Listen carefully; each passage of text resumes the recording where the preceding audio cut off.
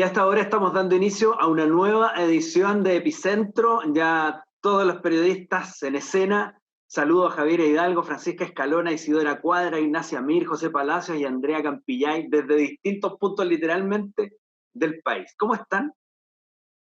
Bien. Muy Perfecto. bien, todo bien. Literalmente en muchas partes del país. Andrea, ¿usted está en el norte? Así es, en la segunda región de nuestro país, la querida región de Antofagasta. ¿Y cómo están las cosas por allá? Está tranquilo, ¿no? Estuvieron en cuarentenados. Desde ayer que estamos en cuarentena, la gente con un poco de pánico colectivo, igual que en todas partes, saliendo a comprar así en masa los confort y todas las cosas. Pero ya yo no salí en realidad de mi casa, pero al parecer la gente está respetando más. Era necesario, yo creo. Igual. Bien, bueno, y este recorrido que, así como estamos en distintos puntos del territorio con distintos temas, quisiera partir con Ignacia Mir, porque, a ver, cuando comenzó el gobierno de Sebastián Piñera, tomó como ícono el Servicio Nacional de Menores, un punto de partida que fue fuerte al comienzo, pero 2 años después la cosa ha andado lenta y ahora tiene un quiebre importante. ¿No es así, Ignacia? Así es, de hecho es como un poco contradictorio que la campaña de Sebastián Piñera comenzó con los niños primero, pero ahora son muchas las autoridades del tema que dicen en realidad los niños nunca fueron primero y solamente esto fue un lema para la campaña. Y es que muchas cosas han pasado ahora en torno al Sename y lo teníamos pausado desde hace mucho tiempo, lo cual también es una crítica al gobierno de Sebastián Piñera, que los niños estuvieron pausados desde la muerte de Lizeth Villa, perdón. Y ahora comienza y se retoma como en los proyectos en torno a la reestructuración del Sename, que fueron también una de las grandes promesas y es un ojo que todo el mundo está poniendo, todo Chile está poniendo, porque es una de las grandes falencias de este gobierno y de todos los gobiernos en realidad, porque es algo que nunca se ha arreglado.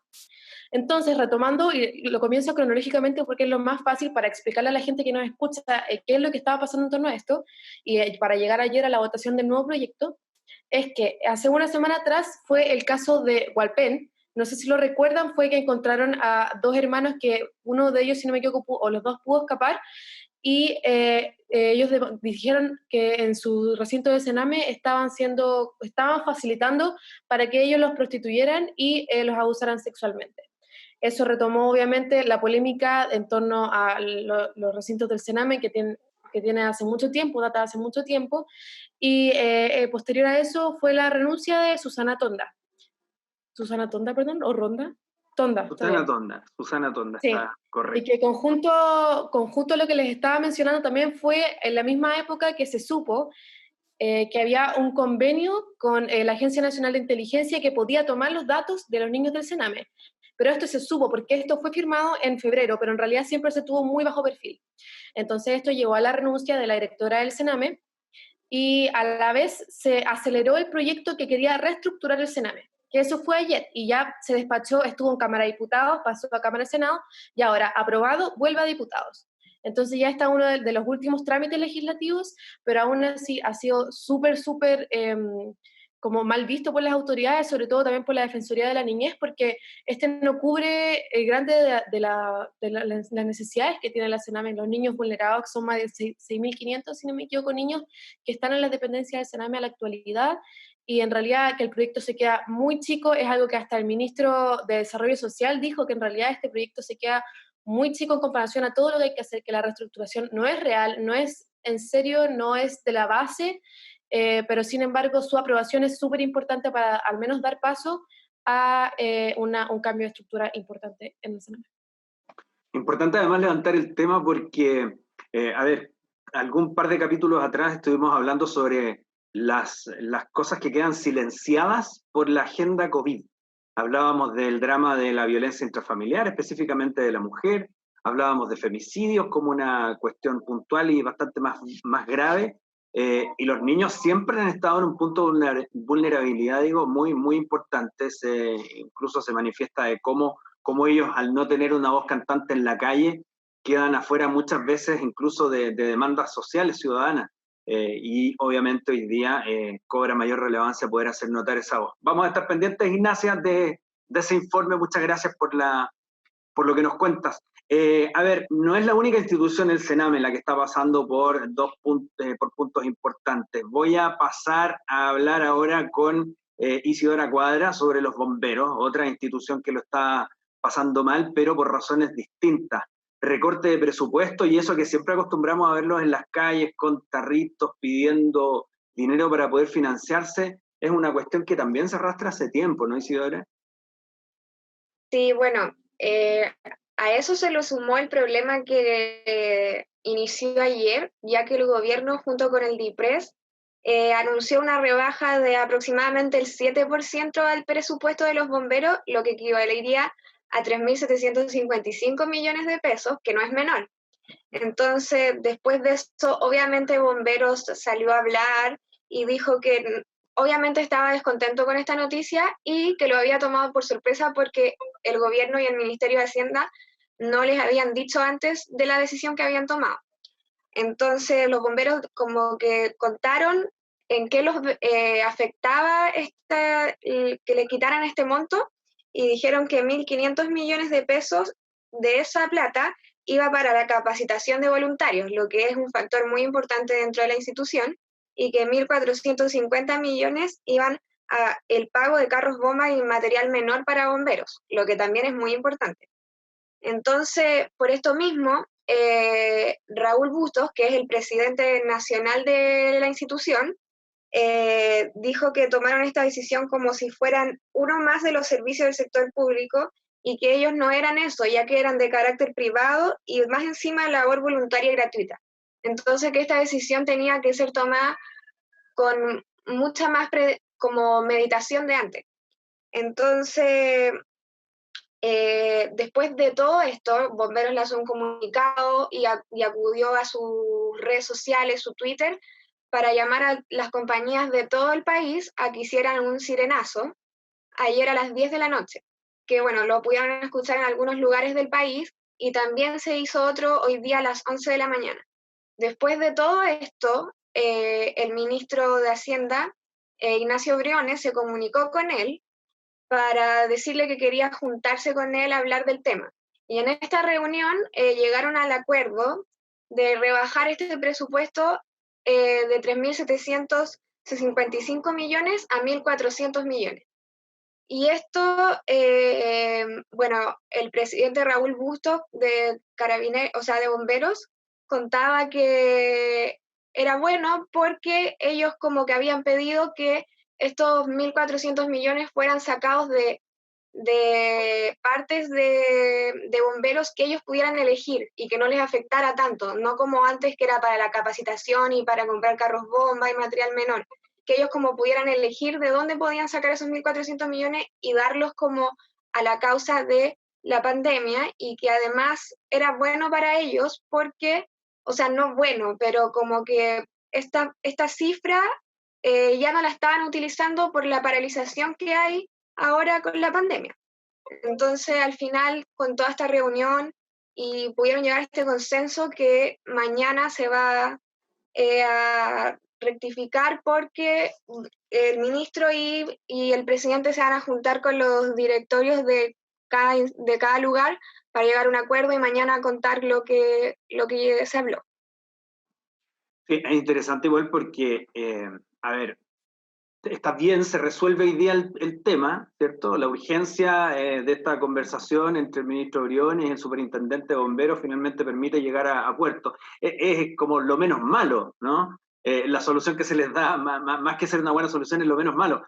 Pero además vuelve a instalar la pregunta de cómo se financia a bomberos permanentemente. ¿Recuerdan ustedes cuando hubo un accidente con Carabineros y la aseguradora no quería pagar los daños del accidente? Finalmente le estaban cobrando a bomberos que tenían que pagar daños por un helicóptero. O sea, todos los años estamos viendo la misma situación y la verdad que son una institución súper importante. Muchas gracias, Isidora. Gracias. Como importante también es la Teletón, y ahora hace noticia, pero no específicamente por el tratamiento que da a niños y jóvenes, sino por el apoyo que está dando al COVID. José Palacios, ¿qué tal? Hola, Francisco. Hola, Carlos, ¿cómo estás? Muchas gracias por presentarme. Me estaba confundiendo con Francisco Franco, el dictador español. Menos mal que rectificó a mitad de camino, está bien, no hay problema. Bueno, sí, la Teletón está ayudando un poco a los esfuerzos del COVID porque para descongestionar un poco todo el sistema de salubridad y todo el sistema público de salud que está siendo congestionado, está siendo enfocado a combatir toda la pandemia. Por lo tanto, gente que necesita exámenes o gente que necesita que sea trasladada hacia los centros asistenciales, la Teletón está supliendo esa demanda con ambulancias, con expertos, con lugares para que la gente pueda ir y tratarse. También, obviamente, la Teletón es famosa por ayudar a la gente discapacitada y recordemos que en abril fue la Teletón y mucha gente creía que no iban a llegar a la meta y también se hizo mucha noticia con eso. Entonces la Teletón ha estado en boga este último tiempo. Específicamente el apoyo que van a dar es de facilitar equipos propios, insumos propios. ¿Cómo es más o menos el tipo de ayuda? Van a facilitar ambulancias, van a facilitar expertos que puedan ayudar a la gente que lo necesite, van a facilitar locaciones, van a facilitar todo lo que puedan para que la lucha contra el COVID sea un poco más llevadera y no tan pesada en términos de abusar del sistema de salud. Sí, la sobredemanda, que es la que tanto se teme. Bien, José, muchas gracias por la información. Gracias a ti. Y vamos a ver ya más allá de las instituciones cómo se vive todo esto, el COVID-19, puntualmente en la casa, pero con un foco bien particular, Francisca Escalona, porque ¿qué pasa cuando uno tiene que pasar la enfermedad en la casa y se aísla de sus familiares? Ya estando encerrado, más aislado todavía. Entiendo que buscaste algunas historias, ¿no? En cuarentenado y encerrado más encima. Ambos factores juntos. Es bastante complicado, la verdad, con las personas que pude conversar. Bueno, hay distintos casos. Como no todas las familias de Chile pueden efectivamente hacer aislamiento. Hay algunos que tienen las características en su casa en donde cada persona de la casa tiene una pieza propia. Es mucho más fácil hacer un aislamiento. Sin embargo, en lugares y en casas, en localidades rurales, por ejemplo, es súper difícil mantener esa distancia del resto de los familiares. Por ejemplo, hablábamos con Jorge Altamirano y él fue diagnosticado como positivo de coronavirus luego de contagiarse en el supermercado. Él trabajaba de empaquetador y se contagió en el mismo supermercado, el cual tuvieron que clausurar, cerrar, limpiar todo, y los mandaron a todos a hacer cuarentena. Y él vivía con su abuela de 84 años, que es persona de riesgo. Así que él inventó, así como lo digo, inventó tener síntomas para que le hicieran el examen. Pero, o sea, no era candidato a examen porque no presentaba ningún síntoma. Y tuvo que... No presentaba síntomas, pero él estaba muy preocupado por contagiar a su abuela. Fue el mismo día que le dijeron en el trabajo que se devolvieran a su casa porque una de las niñas tenía coronavirus y que posiblemente todos los empaquetadores y la gente del supermercado también estuviera contagiada y que iban a cerrar el supermercado. Y él fue directo a urgencias a solicitar que le hicieran el examen, diciendo que tenía tos, que le dolía la garganta, para que por favor se lo hicieran. Apenas salió del trabajo. Y efectivamente se lo hicieron y efectivamente dio positivo a coronavirus. Y él decía lo difícil que era mantenerse en su casa, pero que por suerte, y se consideraba un agradecido de poder tener su pieza aparte, tener un baño afuera de la pieza, y que trataron de mantener todas las medidas posibles, y aún así se contagió su mamá y su hermano, que es discapacitado. Pero una situación bien complicada. Súper complicada. De hecho, a la abuela, por suerte, fue la única persona en la casa que no se contagió y que la dejaron en otra ala de la casa y la pudieron aislar de forma correcta para que ella no se contagiara.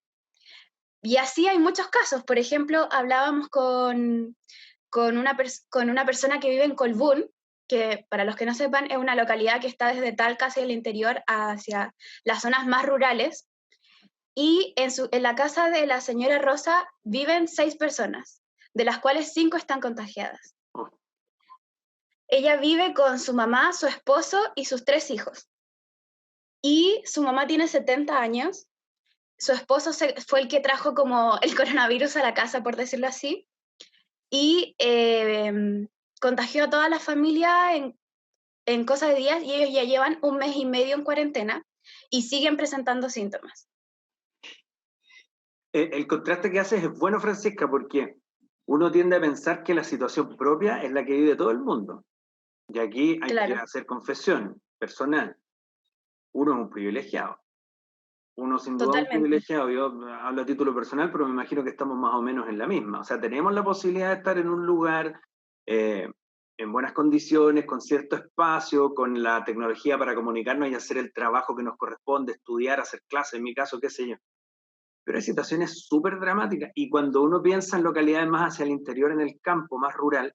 Las localidades rurales están en una situación terrible. Es súper fuerte porque suele haber mucho más espacio exterior, pero las viviendas son mucho más hacinadas, entonces es bien delicado el asunto. 5 de 6 personas, imagínate. No, terrible. No llega a la mano del Estado ahí tampoco, muchas veces. Eso es lo que ella me comentaba al final, que por suerte a su esposo lo habían podido diagnosticar una semana, incluso una semana después, y ella me decía, igual fue rápido, como considerando que es un consultorio solamente en Colbún. Yeah. Y ella me decía que, bueno, a todo esto, a ella y a su mamá las hospitalizaron una semana estando en la UCI y internadas con respiratorio. Yeah. Ahora, y a ella, o sea, lo que ella me contaba, yo lo encuentro demasiado brutal. Ella me decía que le sacaron el respirador y la mandaron a seguir el tratamiento en su casa. En una casa donde hay otras personas con coronavirus todavía, donde ella tiene una guagua de 2 años que es la única que no está infectada en esa casa. O que no ha presentado síntomas. No, o sea, a ellos le hicieron el test a todos los de la casa. Al bebé también, a la guagua también le hicieron el examen. Yeah. Sí, y ellos han presentado, o sea, él es el único que sale negativo, pero ella me decía, ayer me llamó el MinSal de que yo ya pasé mis 2 semanas, porque una estuve internada, una que llevo en mi casa, ya pasé mis 2 semanas y que haga mi vida normal. Pero ella sigue con tos, sigue presentando fiebre, sigue con problemas para respirar. Entonces, lo que han hecho los vecinos ha sido llevarles constantemente alimentos y darles apoyo, que ha sido la única forma de que ellos puedan seguir en cuarentena. Ya llevan 1 mes y medio. No, lo que no se ve. Bueno, partíamos hablando acá en el programa sobre lo que queda silenciado en una cuestión, en una capa de pronto que es más mediática, que es mucho más visible, en este caso la vida en la ciudad, que es mucho más, finalmente si uno siente que algo es injusto, por último tiene una red social para reclamar, pero ahí alejado, aislado, es bastante más precario. Ya, Francisca, vamos a estar muy pendientes de la historia, porque ya, por supuesto que hay hartas cosas que atender ahí. Yo no quiero cambiar tan radicalmente de ánimo porque esto es preocupante lo que estábamos viendo recién, pero yo inevitablemente me contagia el entusiasmo de Javier Hidalgo, que antes de partir el programa estaba con una sonrisa impresionante porque cubrí muchas imágenes de perritos, decía, estoy súper fascinado con los perritos. ¿Qué pasa con los perritos, Javier Hidalgo? Era un tema que nos tenía preocupados también. Hay gente que dice, ¿qué pasa si se contagia mi mascota? ¿Tengo que hacerle una atención especial? Nos preguntábamos también ayer en la pauta, cuando veíamos estos temas, oye, ¿y estará la gente adoptando más mascotas? ¿Cómo es? Exactamente, hoy tocó cubrir un tema de los que están más felices porque estemos todos en las casas dándole mucha atención, que es de los perritos. Y comienzo contando la historia de Winston, que es un perro de raza Pug en Estados Unidos que se contagió de coronavirus. Puesto que vivía con 3 personas más que tenían COVID-19, y este perrito comía del plato de las personas, dormía en sus camas, también recibía abrazos y besos en su cara, por lo que contrajo la enfermedad. Y la Asociación Americana de Medicina Veterinaria recomienda que no sea así, que sean tratados como uno más de la familia, y que si una de las personas que vive con ellos está contagiado, que si lo pueden dejar con otra persona que los cuide mientras tienen la enfermedad, lo hagan, y se vuelvan a reencontrar con ellos después de 3 días ya mejorados y sin síntomas de coronavirus. Conversamos con una veterinaria que se llama Antonia Flores, que nos decía que también hay que preocuparse de cuando paseamos a nuestros perros, como ellos pueden transmitir la enfermedad también a través de su pelaje, a través de sus patas, que desinfectáramos no con cloro su correa, su arnés, sus patas, y que los intentemos mantener lo más lejano posible de otros perros y de otras personas también. El Centro para Control y Prevención de Enfermedades nos dice también que cuando salgamos lo hagamos solos, que no sea un paseo familiar, que sea solo para que ellos se puedan distraer y sacar toda la energía que tienen dentro de las casas, y que estén bien identificados y que, bueno, como decía antes, que no se acerquen otros perros. Y al volver, lavar sus patas, lavar nuestras manos, lavar nuestras manos, lavar sus patas y luego lavar nuevamente nuestras manos, que sean 3 veces, para que estén bien desinfectados, por decirlo de alguna manera. Yo me hubiese confundido, lavar nuestras patas, lavar sus manos, ahí la hubiese dejado mal. Se produce una confusión, pero está muy bien. Con agua y jabón, siempre agua y jabón.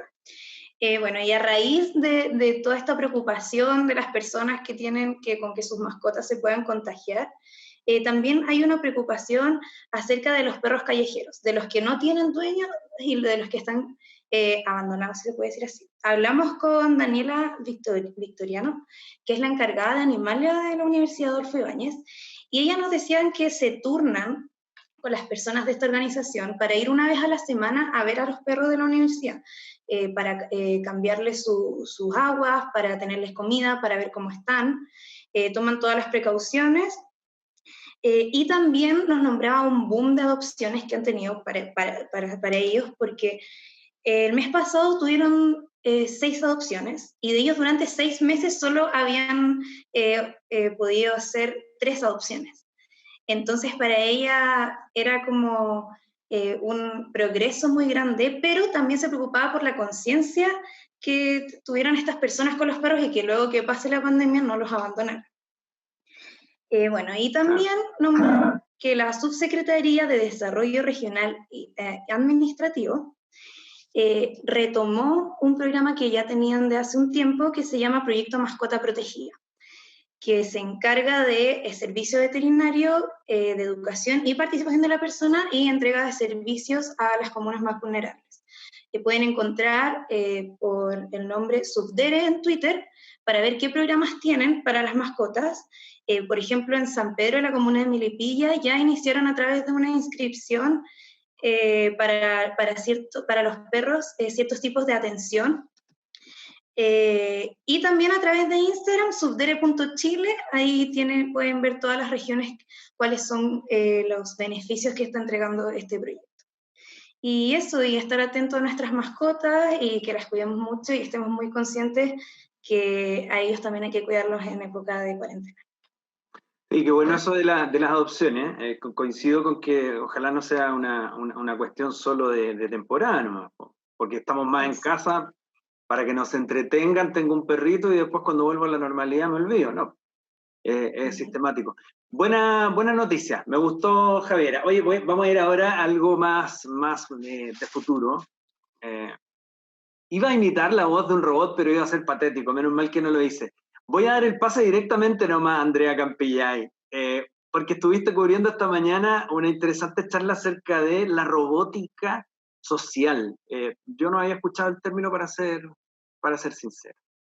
Así es, Carlos. En la mañana tuvimos la oportunidad de estar junto con algunos del equipo de Cooler en la charla que dio Carmina Rodríguez, profesora precisamente de la Escuela de Comunicación y Periodismo de nuestra universidad, que trataba sobre robótica social y tecnologías emergentes en tiempos de pandemia. O sea, un tema que es como que te hace volar la cabeza y te hace sentir que estás viviendo prácticamente en el futuro a pesar de lo que está pasando. En realidad, algo bien alentador. Y bueno, ella nos habló un poco de las tecnologías emergentes, el tema de los chatbots, muchas veces estos como robots que responden de manera automática en las tiendas, que está muy de moda, el tema de la realidad virtual, cómo también se está usando en algunas partes para las personas que están encerradas, para que puedan hacer como viajes de forma virtual, para que puedan estar en museos, lo cual ha sido muy famoso durante estos tiempos de pandemia, porque el contexto, bueno, como todos conocemos, nos tiene en una situación bastante de incertidumbre, de soledad, de mucha ansiedad, y precisamente por lo mismo se ha entrado más en el mundo de la robótica y se ha descubierto que los robots efectivamente podrían ser no nuestros enemigos, como muchos piensan en las películas, por lo que se ha visto, sino nuestros compañeros y unos grandes aliados también. Y bueno, ella nos hablaba específicamente de los robots sociales, que son los robots que tienen capacidades de interactuar con los humanos de una forma que se asemejan al comportamiento humano, es decir, ellos podrían empatizar, te pueden entender, pueden sentir, además, y pueden compartir como que fuera en realidad un par. También comentaba que muchas veces cuando uno habla de robots con las personas se genera un cierto rechazo, lo que ella atribuía a que los humanos somos bastante tradicionalistas, o sea, nos gusta más el tema del contacto físico, el tema de lo que ya conocemos. Sin embargo, por lo mismo, han desarrollado diferentes tipos de robots con diferentes morfologías para que sean un poco más amigables. Hay robots de animales, hay robots que son algo como más de caricatura, como los que se ven en las películas, hay algunos que sí dan mucho escalofrío, debo decir, que se parecen como exactamente a la réplica de un humano, o sea, uno los ve y son una cosa con piel y un montón de circuitos por detrás, que en realidad es una cosa increíble.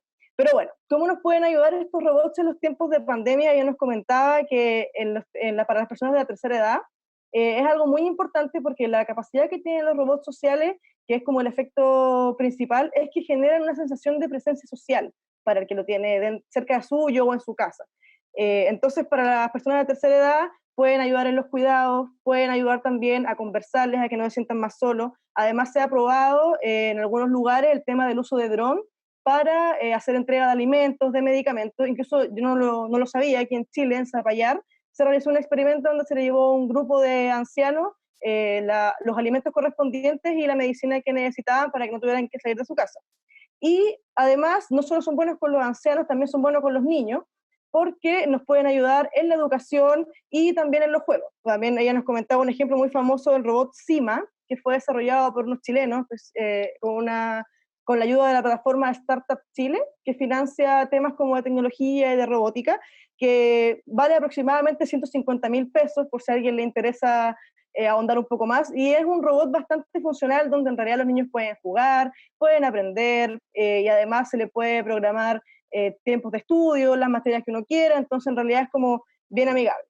Pero también están los robots que son más prácticos, no tan sociales como estos que estaba comentando, que también nos ayudan en la pandemia porque tienen especializaciones de sanitización, pueden tomar la temperatura a distancia, pueden ayudar a los pacientes. Esto se ha visto mucho en China, lo están usando mucho para el combate precisamente del coronavirus, donde se han vuelto prácticamente los partners de los doctores dentro de los hospitales para llevar los insumos a los pacientes, para tratar de hacer todas las labores de sanitización sin que las personas tengan que salir de su casa, que es precisamente a lo que se apunta con el tema del confinamiento.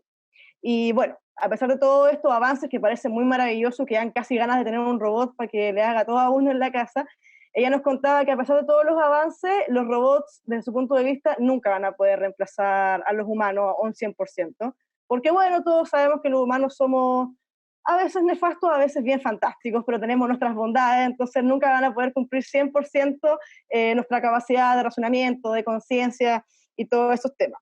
Sin embargo, si es que alguien se anima, nos también contaba que existe una plataforma aquí en Chile que se llama RentAbot, que se puede encontrar en su página web www.rentabot.cl, donde si es que alguien quiere experimentar, uno puede contratar un robot de forma virtual y tenerlo el tiempo que determine en una empresa, en su casa, como para experimentar un poco el mundo de la robótica. Oye, bueno, permiso, voy a tomar un café que tengo aquí guardado hace rato y yo dije, no, ¿cómo voy a estar con el café aquí? Tratame confianza. Ya, en confianza y todo, yo con el café en la mano. ¿Quién le tiene miedo a los robots? Levante su manita, ¿a quién le tiene miedo a los robots? Y estaba viendo yo sus expresiones mientras nos contaba la Depende noticia. de qué robot estemos hablando. Ya, ok, sí, puede ser, yo voy más por el lado de José. Pero yo había visto a Isidora mientras Andrea nos daba la noticia y la vi un poco preocupada. ¿Por qué no le gustan los robots, Isidora? No me gustan principalmente porque siento que pueden llegar como aprender sus lenguajes y dominar el mundo. Sé que suena tonto, pero en verdad me da miedo eso. No, no es tonto. De hecho, lo que decía Andrea recién, lo comentó Carmina, que hay como distintos tipos de reacciones. Están los súper optimistas que creen que lo mejor son los robots, no cuestionan nada. Están los que temen al parecido que tienen con los humanos y están esos que dicen que nos van a invadir. Así que usted está en ese grupo. Pero interesante. Yo soñaba de niño con tener un robot que me hiciera las tareas. Así que quizá me compro ese de 150 lucas. A mí me dan terror, pero por otro tema, sino que porque me da miedo el nivel que pueden alcanzar a ser parecidos como los humanos. De hecho, no sé si han visto un capítulo de Black Mirror, donde una viuda reemplaza a su esposo por un robot. Sí, Ese capítulo es terrorífico, o sea, el nivel de reemplazo que puede llegar a ser para un ser humano en luto es como heavy. Si no lo han visto y quieren nos ven, quieren escuchar, lo recomiendo porque a mí me dejó para adentro. Ya, vamos a tener que ver la nota de Andrea Campilla ahí entonces. Y también el capítulo de Black Mirror. Gracias, que estén bien. Cerramos aquí el capítulo, que les vaya excelente. Muy buen trabajo, chicos. Gracias. Gracias. Chao. Adiós. Chao.